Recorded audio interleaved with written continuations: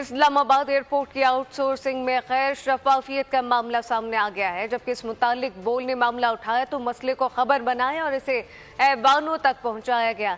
फिर सबने सब कुछ देखा।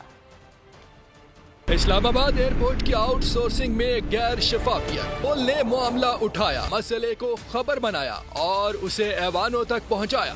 इस्लामाबाद इंटरनेशनल एयरपोर्ट की लीज का तनाज़ा member consortium team Danish Janjua कहते हैं कि इस्लामाबाद एयरपोर्ट की बोली लगाने के लिए मुकर्ररा वक्त पर पहुंचे। फिर खबर ने दिखाया असर और वज़ीर आज़म ने नोटिस लिया।